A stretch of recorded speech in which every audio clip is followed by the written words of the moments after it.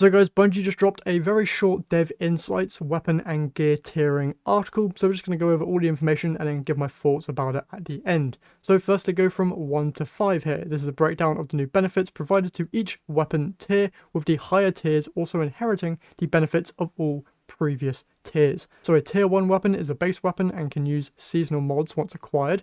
Tier 2 weapons gain enhanced traits. Tier 3 drop with 2 additional traits per column. Tier 4 enhanced weapon mods including seasonal and enhanced weapon components like barrels and magazines. And then Tier 5 weapons gain enhanced origin traits, 3 traits per column, and access to a unique ornament with a unique shader and a unique combat flare. Now that being noted, if you have a tier 5 weapon, you can actually change the combat flare to the confetti flare that was given out during, I believe it was the 30th anniversary. So if you have that, that'll be a thing that you can change with a tier 5 weapon.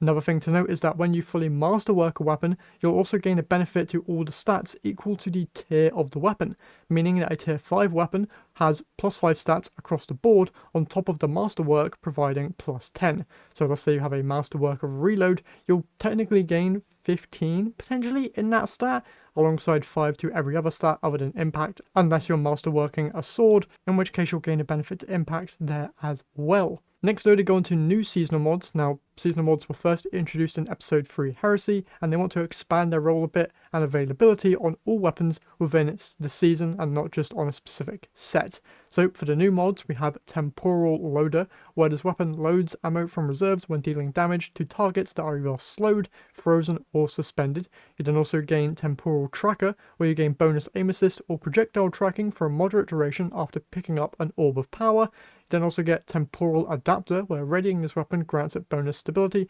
handling, and reload speed for a moderate duration, and swords gain bonus charge rate and guard resistance. Temporal Armaments, this weapon gains bonus damage versus Cabal and Vex targets. And Temporal Blast, this weapon stores a portion of its damage dealt into charges.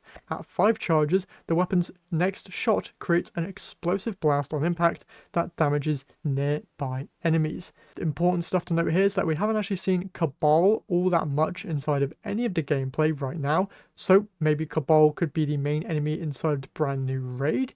We'll have to wait and see. But for Vex targets for that Temporal Armaments mod, Vex are found all over Kepler, so that's going to be a very good one to note. And Temporal Blast, we're definitely going to have to see how much damage that explosive blast is dealing to warrant whether or not this is needed. But those two mods definitely sounding more interesting than the other 3 in my opinion. Moving over, let's talk fashion next for these different weapon tiers. Obviously first up, tier 1, pretty basic weapon. You got the plus 10 there because of the reload speed masterwork, but it doesn't seem that tier 1 weapons are actually going to gain a plus 1 benefit to each of their stats like it was previously mentioned. That seems to start here at tier 2 weapons, where you can see obviously enhanced traits and plus 2 to every stat, including the masterwork stat, which also gains plus 10 because it has a handling masterwork there.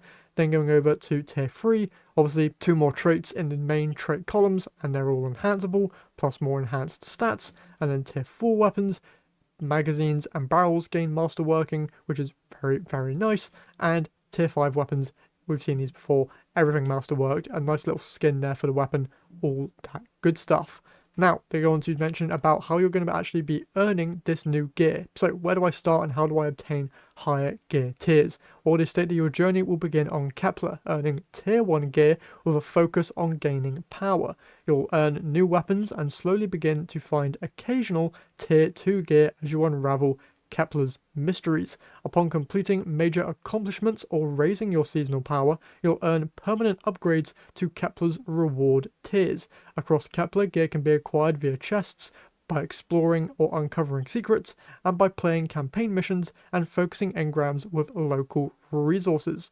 Once the campaign is complete, new difficulties will be unlocked for replay, accessing higher gear tiers, and a post-campaign activity will also appear from time to time, providing even more Kepler loot whilst it lasts. Throughout the portal, modifiers will up the challenge but also increase the chances of more rewards. The harder the undertaking and the faster you complete an activity, the higher the reward score you'll earn, providing better chances to earn higher gear tiers at the end of an activity.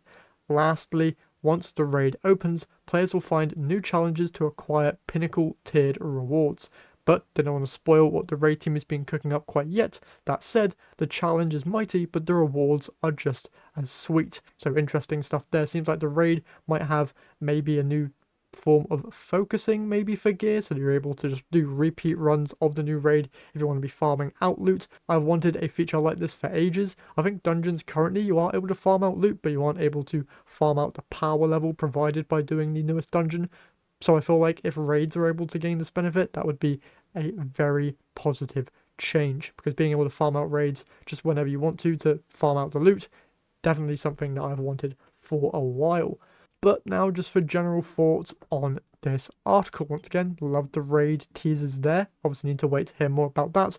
But it also sounds good that just from playing Kepler and doing the certain activities on Kepler, we know there's a new activity thanks to the live stream we got yesterday. Also replaying campaign missions and uncovering secrets, helping to get those higher gear tier unlocks. Going to be very, very important getting those done. So very interested in seeing how quickly you can get those done. For me as a veteran player, I'm immediately going to be wanting to seek out at least tier 5 gear, because my gear currently is probably going to be very good going into this expansion. And then we'll see what weapons stand out to me once the expansion actually releases. Overall though, this seems pretty good. I'm not really worried about tier 5 weapons replacing my current weapons, because like I've stated in previous videos, the tier of the weapon to me doesn't really matter. What does matter to me is what perks are available on it. Because for example, looking at this Giver's Blessing tier 5, those perks don't really look all that interesting. So I'd much rather get a different weapon that has much better perks, and maybe it's a lower tier, but at least it'll have good perks that work with my build and actually make the weapon usable. That all said, we'll need to wait and see how this all plays out, because I can definitely see if a weapon has a load of good perk options on it, I can definitely see the benefit of getting it at a tier 5, so you can potentially have multiple god rolls on a single weapon. And then of course, once I think I've finished with the video, Bungie goes and drops some brand new information here on some armor sets that we'll be getting with the Edge of Fate. So first up here we have the Warlock sporting new Trials of Osiris armor. Now if you were keen-eyed in the stream yesterday, we did actually see the Warlock rocking this set. Didn't get too good of a look at it, but now we get a full-on preview here, which looks amazing. Next up we have the Hunter here, donning the new Crucible armor set. Good to see that the gloves are at least symmetrical on the shoulders, and there's a new cape there for any of you guys who don't like wearing hoods. And then finally here we have the Titan wearing the brand new armor set coming from the Pinnacle Ops playlist from the portal. So probably going to be farming out this a whole heck of a lot so I can get that brand new armor set. I believe the set bonus for this one grants you basically heal clip with the 2 set bonus. So this one just going to be a very, very good top tier armor set that a lot of people are going to be going for the armor set bonus, but also just for the fashion in general. This stuff looks amazing, and they did confirm that the swords there are tied to the Titan mark and not any other piece, so you can freely use that with pretty much any other set to get some very cool fashion going. And then finally we have some Eververse armor previews here for the brand new Stone Guardian armor set. First up here, the Titan, loving the helmet and the stained glass glow effect. Love, love, love this set. Looks very, very cool, and it does say here that you can get this from silver, but also for Bright Dust later in the season, which is very, very good.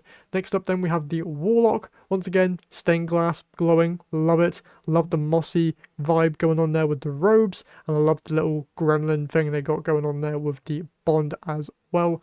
Really hoping that the stained glass stuff actually shades well and changes with shaders. If it doesn't, I'm going to be very, very disappointed. But then finally for the Hunter set here, once again killing it with the mask, and I love the stained glass once again on the arms and chest piece.